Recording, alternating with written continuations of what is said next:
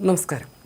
പ്രധാനമന്ത്രി നരേന്ദ്രമോദി ഇന്ന് മണിപ്പൂർ സന്ദർശിക്കും. നിരവധി വികസന പദ്ധതികൾ ഉദ്ഘാടനം ചെയ്യാനും വിവിധ പദ്ധതികൾക്ക് തറക്കല്ലിടാനുമാണ് പ്രധാനമന്ത്രി മണിപ്പൂർ സന്ദർശിക്കുന്നത്. മണിപ്പൂർ കലാപത്തിനു ശേഷമുള്ള മോദിയുടെ ആദ്യ സന്ദർശനമാണിത്. അതിനാൽ തന്നെ സന്ദർശനത്തിന്റെ മുന്നോടിയായി ഇംഫാലിലും ചുരാചന്ദ്പൂരിലും സുരക്ഷാ ക്രമീകരണങ്ങൾ ശക്തമാക്കിയിട്ടുണ്ട്. മണിപ്പൂരിലെ വംശീയ കലാപം നടന്ന 2 വർഷത്തിനു ശേഷം ആദ്യമായാണ് പ്രധാനമന്ത്രി മോദി മണിപ്പൂർ സന്ദർശിക്കുന്നത്. മിസോറാമിൽ നിന്ന് ഹെലികോപ്റ്റർ മാർഗമാകും മോദി ചുരാചന്ദ്പൂരിലെത്തുക. 12 മണിക്കാണ് ചുരാചന്ദ്പൂരിൽ പരിപാടി. 8500 കോടി രൂപയുടെ 17 വികസന പദ്ധതികൾ പ്രധാനമന്ത്രി രാജ്യത്തിന് സമർപ്പിക്കും. മിസോറാം സന്ദർശിച്ച് വിവിധ വികസന പദ്ധതികൾ ഉദ്ഘാടനം ചെയ്യും. പൂർത്തിയായ പദ്ധതികളുടെ ഉദ്ഘാടനത്തിനൊപ്പം വടക്കുകിഴക്കൻ സംസ്ഥാനങ്ങളുടെ സമഗ്ര വികസനം ലക്ഷ്യമിട്ടുള്ള പുതിയ പദ്ധതികൾക്കും പ്രധാനമന്ത്രി തറക്കല്ലിടും. മണിപ്പൂരിലെ സംഘർഷ മേഖലയിലാണ് പ്രധാനമന്ത്രി വികസന പദ്ധതികൾക്ക് തുടക്കം കുറിക്കുക. ചരിത്രത്തിലാദ്യമായി മിസോറാമിനെ ഭാരതത്തിന്റെ റെയിൽവേ ശൃംഖലയുമായി കൂട്ടിയിണക്കുന്ന ഭൈരബി സായിരംഗ് റെയിൽവേ ലൈനും പ്രധാനമന്ത്രി ഉദ്ഘാടനം ചെയ്യും. ചുരാചന്ദ്പൂരിൽ 7300 കോടിയുടെ വികസന പദ്ധതികൾക്കും പ്രധാനമന്ത്രി തറക്കല്ലിടും. കൂടാതെ ഇംഫാലിലെ കാഗ്ലാകോട്ടയിൽ 1200 കോടി രൂപയുടെ അടിസ്ഥാന സൗകര്യ വികസന പദ്ധതികളും ഉദ്ഘാടനം ചെയ്യുമെന്ന് മണിപ്പൂർ ചീഫ് സെക്രട്ടറി പുനീത് കുമാർ ഗോയൽ പറഞ്ഞു. മിസോറാമിലെ അക്രമബാധിത പ്രദേശങ്ങളിലെ ആളുകളുമായി പ്രധാനമന്ത്രി സംവദിക്കും. അവിടെ നടക്കുന്ന പൊതുസമ്മേളനത്തെ അദ്ദേഹം അഭിസംബോധന ചെയ്യും. മണിപ്പൂരിലെ വംശീയ കലാപം നടന്ന് 2 വർഷത്തിനു ശേഷം ആദ്യമായിട്ടാണ് പ്രധാനമന്ത്രി മോദി മണിപ്പൂർ സന്ദർശിക്കുന്നത്. അതിനാൽ തന്നെ സുരക്ഷ ശക്തമാക്കിയെങ്കിലും വെള്ളിയാഴ്ച വൈകിട്ടോടെ മണിപ്പൂരിൽ വീണ്ടും സംഘർഷാവസ്ഥ ഉടലെടുത്തിരുന്നു.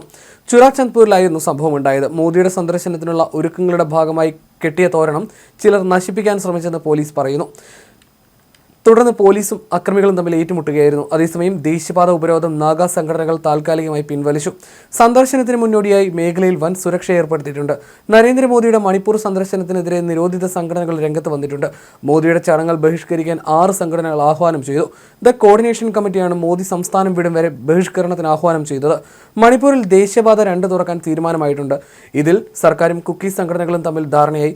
ഉപരോധങ്ങൾ അവസാനിപ്പിക്കാനും തീരുമാനമായി. മോദിയുടെ മണിപ്പൂർ സന്ദർശനത്തിന് മുന്നോടിയായിട്ടായിരുന്നു ഈ തീരുമാനം. കൂടാതെ പാർട്ടിയിലെ നിരവധി പ്രവർത്തകർ രാജിവെച്ച് പ്രതിഷേധം അറിയിച്ചു. 43-ലേറെ പ്രവർത്തകരാണ് ഇന്നലെ പാർട്ടി വിട്ടത്. മണിപ്പൂരിൽ ഉഖ്രുൽ ജില്ലയിലെ ഫുങ്ങിയർ മണ്ഡലത്തിൽ നിന്നാണ് 43 പേർ BJP വിട്ടത്. മണ്ഡലം പ്രസിഡന്റ്, മഹിള, യുവ, കിസാൻ മോർച്ചകളുടെ തലവന്മാർ, ബൂത്ത് പ്രസിഡന്റുമാർ എന്നിവരടക്കമാണ് രാജിവെച്ചത്. നാഗ സമുദായക്കാർക്ക് ആധിപത്യമുള്ള മേഖലയാണിത്. പാർട്ടിക്കുള്ളിലെ നിലവിലെ അവസ്ഥയിൽ ആശങ്കാകുലരാണെന്നും താഴെത്തട്ടിലുള്ള നേതാക്കളെ വേണ്ടത്ര വിശ്വാസത്തിലെടുക്കുന്നില്ലെന്നും രാജിക്കത്തിൽ പറയുന്നു. 2023 മെയ് മാസത്തിലാണ് മണിപ്പൂരിൽ സംഘർഷം ആരംഭിച്ചത്. ശേഷം ഇതുവരെ മോദി മണിപ്പൂർ സന്ദർശിക്കാതിരുന്നത് ഏറെ വിമർശനങ്ങൾക്ക് വഴിവെച്ചിരുന്നു. പ്രധാനമന്ത്രി കലാപബാധിത പ്രദേശങ്ങൾ സന്ദർശിക്കുകയും ദുരന്തബാധിതരെ ആശ്വസിപ്പിക്കുകയും വേണമെന്ന് പ്രതിപക്ഷം നിരന്തരം ആവശ്യപ്പെട്ടിരുന്നു. എന്നാൽ വിഷയത്തിൽ പ്രതികരിക്കാൻ പോലും പ്രധാനമന്ത്രി തയ്യാറായിരുന്നില്ല. മണിപ്പൂരിൽ മെയ്തേ കുക്കി വിഭാഗങ്ങൾ തമ്മിലുണ്ടായ സംഘർഷത്തിൽ 260-ലേറെ പേരാണ് കൊല്ലപ്പെട്ടത്. 60,000-ലേറെ പേർ ഇപ്പോഴും അഭയാർത്ഥി ക്യാമ്പുകളിലും താമസിക്കുന്നുണ്ട്. കലാപം നിയന്ത്രിക്കാനാകാതെ വന്നതോടെ BJP മുഖ്യമന്ത്രി ബീരൻ സിംഗ് രാജിവെച്ചൊഴിഞ്ഞിരുന്നു. മണിപ്പൂരിൽ ഇപ്പോൾ രാഷ്ട്രപതി ഭരണമാണ്. കുടിയിറക്കപ്പെട്ട കുടുംബങ്ങളെ മോദി സന്ദർശിക്കുകയും പുനരധിവാസ പാക്കേജുകൾ പ്രഖ്യാപിക്കുകയും ചെയ്യുമെന്നാണ് പ്രതീക്ഷ. അതേസമയം മോദിയുടെ സന്ദർശനത്തെ വിമർശിച്ച് രാഹുൽ ഗാന്ധി രംഗത്ത് വരികയും ചെയ്തു. കഴിഞ്ഞ മാസങ്ങളിൽ ചെറിയ അക്രമങ്ങൾ റിപ്പോർട്ട് ചെയ്യപ്പെട്ടിരുന്നതിനാൽ പ്രധാനമന്ത്രിയുടെ മണിപ്പൂർ സന്ദർശനം ഒരു വലിയ കാര്യമല്ലെന്ന് രാഹുൽ ഗാന്ധി പറഞ്ഞു. മണിപ്പൂർ വളരെ കാലമായി പ്രശ്നങ്ങളിലാണ്.